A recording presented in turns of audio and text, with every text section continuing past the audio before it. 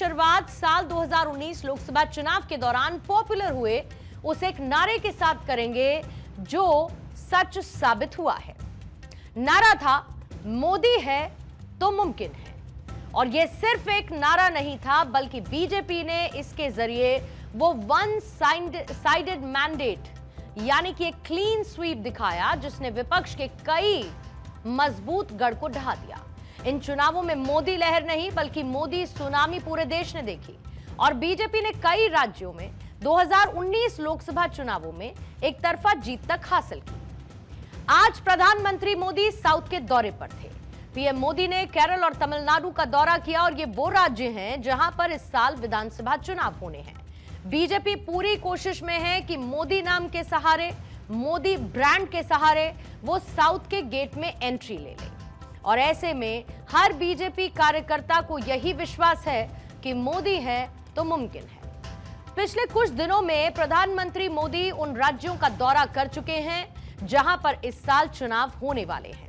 आपको याद हो तो 17 और 18 जनवरी को प्रधानमंत्री मोदी पहुंचे थे पश्चिम बंगाल और साथ ही असम भी। और अब मिशन साउथ पर है पीएम। लेकिन इन सभी दौरों में एक जो बात कॉमन थी वो थी प्रधानमंत्री मोदी का राज्यों को विकास वाली सौगात। और साउथ के इन दोनों राज्यों में पीएम मोदी इन्हीं सौगातों का यानी विकास का पिटारा खोलने के लिए पहुंचे, जहां पर एक तरफ उन्होंने राज्यों के विकास का रोडमैप जनता के सामने रखा, तो दूसरी तरफ विपक्ष पर करारा प्रहार भी किया है।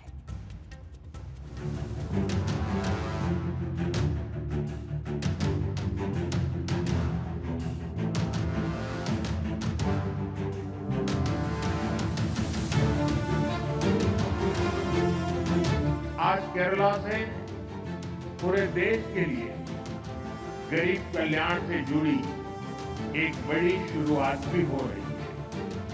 आज PM Svanidhi credit card launch किया गया है।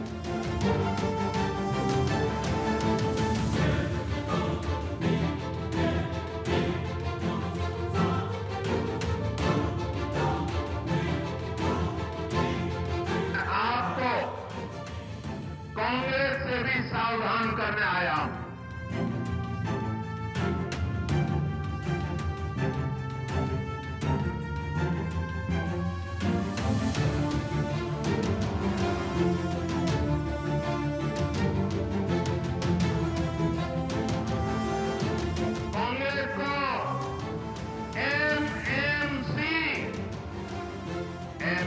यानी मुस्लिम लीगी माओवादी कांग्रेस कहा जा रहा है।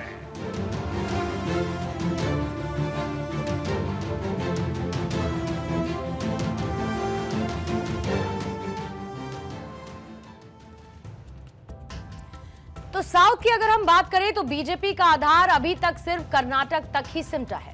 यहां तक कि इस बार कर्नाटक में भी बीजेपी को हार का सामना करना पड़ा। बात अगर दूसरे राज्यों की करें तो अभी भी BJP is finding it hard to create और make any history in south. लेकिन पार्टी के पास वो नाम है जिसकी लहर पर सवार होकर केसरिया दल ने कई राज्यों में विराट जीत वाला प्रदर्शन किया। लिहाजा साउथ में भी तमिलनाडु और केरल में पार्टी इसी को सच करने की कोशिश में है, और वो भी प्रधानमंत्री मोदी की विकास की गारंटी के साथ। केरल की राजधानी तिरुवनंतपुरम में राज्य के विकास को अलग स्तर पर ले जाने के लिए प्रधानमंत्री ने करोड़ों रुपए की परियोजनाओं की सौगात दी। इन परियोजनाओं में रेलवे से लेकर स्वास्थ्य, इनोवेशन और शहरी विकास सब कुछ शामिल था। पीएम मोदी ने केरल दौरे में रेलवे में बड़ी क्रांति का आधार रखा। कनेक्टिविटी को बढ़ावा देने के लिए प्रधानमंत्री मोदी ने 4 नई ट्रेनों को हरी झंडी दिखाई, जो कि केरल को पड़ोसी राज्य तमिलनाडु, कर्नाटक, तेलंगाना और आंध्र प्रदेश से जोड़ देगी। इसमें 3 अमृत भारत एक्सप्रेस और 1 त्रिशूर गुरुवायर पैसेंजर ट्रेन शामिल है। फिर हेल्थ एंड इनोवेशन सेक्टर में, जहां तिरुवनंतपुरम के SCTI-MST में प्रधानमंत्री मोदी ने एक अत्याधुनिक रेडियो सर्जरी केंद्र की आधारशिला रख दी है। यहां पर ब्रेन से रिलेटेड प्रॉब्लम्स का इलाज आम लोगों को मिल सकेगा। और साथ ही पीएम ने तिरुवनंतपुरम में CSIR NIIST इनोवेशन सेंटर की भी नींव रख दी है। फिर शहरी विकास और गरीब कल्याण के क्षेत्र में जहां प्रधानमंत्री ने स्ट्रीट वेंडर्स को भी बड़ी सौगातें दी। पीएम स्वनिधि क्रेडिट कार्ड प्रधानमंत्री ने लॉन्च किया। ये यूपीआई से जुड़ी एक इंटरेस्ट फ्री लोन सुविधा है। साथ ही राज्य के लगभग 1 लाख लाभार्थियों को प्रधानमंत्री ने पीएम स्वनिधि योजना के तहत लोन और साथ ही क्रेडिट कार्ड भी वितरित किए। सरकार की तरफ से तिरुवनंतपुरम को देश का एक प्रमुख स्टार्टअप हब बनाने की दिशा में काम किया जा रहा है, जिससे हजारों युवाओं को रोजगार मिलेगा। तो एक तरफ विकास की बात और दूसरी ओर तिरुवनंतपुरम में कई ऐसी तस्वीरें दिखी जो मोदी मैजिक और उनके एक्स फैक्टर को दिखाती हैं। मसलन तिरुवनंतपुरम में प्रधानमंत्री मोदी ने एक बड़ा रोड शो किया। ये रोड शो थंपानूर ओवरब्रिज से पुथरी कंदम मैदान तक निकला।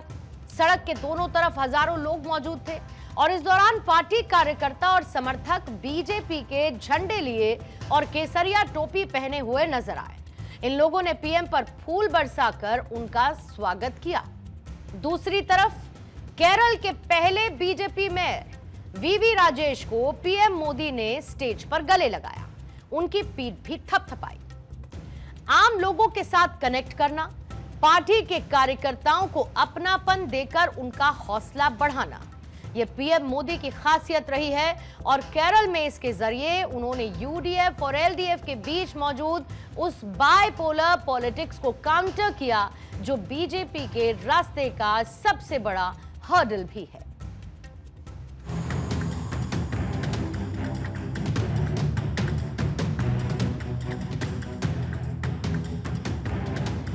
आने वाले चुनाव केरला की दशा और दिशा को बदलने का चुनाव है।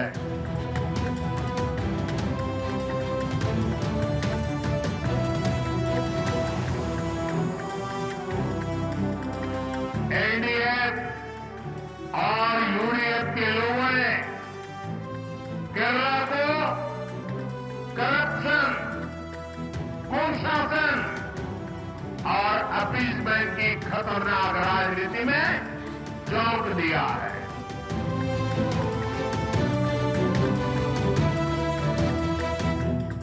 लेकिन एक तीसरा पक्ष भी है।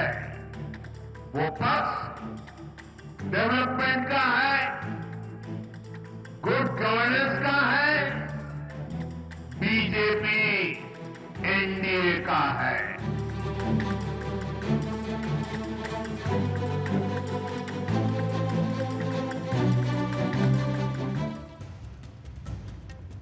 सारे के सारे हिंदी भाषी राज्य यानी उत्तर भारत में बीजेपी का प्रदर्शन विपक्ष को टेंशन देने वाला रहा, लेकिन साउथ में अभी भी पार्टी की पकड़ मजबूत नहीं है। ऐसे में खुद प्रधानमंत्री मोदी और अमित शाह ने साउथ की ओर मोर्चा संभाल रखा है।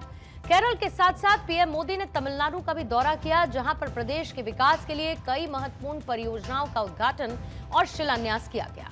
इंफ्रास्ट्रक्चर और रेलवे कनेक्टिविटी के लिहाज से यह दौरा खास रहा और तमिलनाडु में रेल नेटवर्क को आधुनिक बनाने के लिए कई प्रोजेक्ट्स की आज शुरुआत भी हुई है, जैसे अमृत भारत स्टेशन योजना। तमिलनाडु के कई प्रमुख स्टेशंस के पुनर्विकास की नींव पीएम मोदी ने रखी ताकि यात्रियों को विश्व स्तरीय सुविधाएं मिल सके। चेन्नई और दक्षिणी जिलों के बीच कनेक्टिविटी बेहतर करने के लिए रेलवे ट्रैक को डबलिंग और साथ ही इलेक्ट्रिफिकेशन का भी लोकार्पण पीएम मोदी की तरफ से किया गया। फिर बुनियादी ढांचा और एनएचएआई, बंदरगाहों तक माल ढुलाई को तेज करने के लिए स्पेशल कॉरिडोर्स का विस्तार, चेन्नई और मदुरई जैसे शहरों में यातायात के दबाव को कम करने के लिए नई सड़कों का शिलान्यास इसमें शामिल रहा। फिर ब्लू इकोनॉमी पर भी जोर दिया गया। तूतीकोरिन में नए कंटेनर टर्मिनल और बुनियादी ढांचे के अपग्रेडेशन के लिए फंड और परियोजनाओं की घोषणा पीएम मोदी ने की। कल्चरल एंड एजुकेशनल इनिशिएटिव्स यानी विकास कार्यों के साथ साथ पीएम ने तमिलनाडु की समृद्ध विरासत को भी सम्मान दिया। तमिल भाषा और संस्कृति के प्रचार प्रसार के लिए विशेष केंद्रों के सहयोग का आश्वासन देने के साथ साथ स्थानीय कारीगरों और हस्तशिल्प को बढ़ावा देने के लिए पीएम विश्वकर्मा योजना के तहत पीएम ने आम कारीगरों को भी प्रोत्साहित किया। बीजेपी साउथ में करिश्मे के इंतजार में है, तो प्रधानमंत्री मोदी की रणनीति बीजेपी के मिशन साउथ के लिए गेम चेंजर साबित होगी।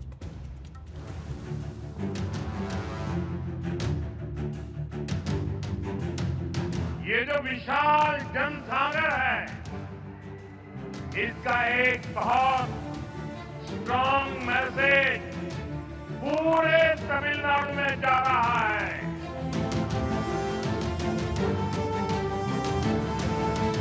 कि तमिलनाडु अब चेंज के लिए तैयार है। तमिलनाडु अब डीएमके के कुशासन से मुक्ति चाहता है।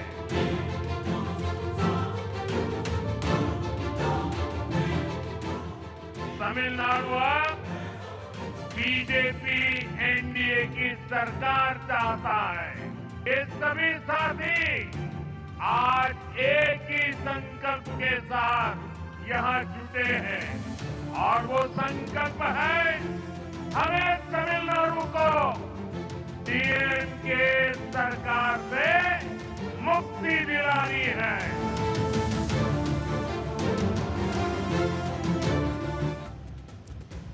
तो इस बार के साउथ के राज्यों के लिए बीजेपी की ये चुनावी रणनीति रही है कि एनडीए का विस्तार करे, वहां की क्षेत्रीय पार्टियों के साथ साथ गठबंधन को तैयार करे और अपने संगठन को जमीन पर क्षेत्रीय पार्टियों के जरिए मजबूती दे। और इसकी कोशिश आज से नहीं बल्कि कई सांस्कृतिक जुड़ाव के साथ साथ चुनाव के नतीजों में भी नजर आई, जब बीजेपी शुरुआती दौर में 6% वोटर टर्नआउट की पार्टी थी और समय बीतने के साथ बीते चुनावों तक वो 33% वाली चुनावी वोटर टर्नआउट वोट परसेंटेज के लिहाज से मजबूत पार्टी बनी है। अब कोशिश है प्रधानमंत्री मोदी की, जो कि साउथ के राज्यों में उस इतिहास को बदलने की कोशिश करें जो कई साल पुराना है। 1950 से लेकर 1980 तक जब कांग्रेस देश में पीक पर थी, तब भी वो साउथ के तिलिस्म को नहीं तोड़ पाई थी। साल 1967 में तमिलनाडु में हिंदी विरोधी आंदोलन और द्रविड़ अस्मिता के उदय के चलते डीएमके ने कांग्रेस को सत्ता से बाहर का रास्ता दिखाया था। अब आंध्र प्रदेश में साल 1983 में जब इंदिरा गांधी के समय में क्षेत्रीय अस्मिता और तेलुगु गौरव के मुद्दे पर एनटीआर ने कांग्रेस को भारी शिकस्त दे दी थी। साउथ के दल ये मानते हैं दैट हिस्ट्री रिपीट्स इटसेल्फ, लेकिन जिस तरीके से बीजेपी ने कई ऐसे राज्यों पर अपनी जीत का परचम लहराया जिन्हें मुश्किल ही नहीं बल्कि मिशन इम्पॉसिबल भी माना जाता था, और वो भी प्रधानमंत्री मोदी के नाम के सहारे, उससे ये कहना मुश्किल नहीं है कि इतिहास बदल सकता है। बीजेपी साउथ के रण में विजय हो सकती है, जिसकी तैयारी वो बीते कई समय से शुरू कर चुकी है।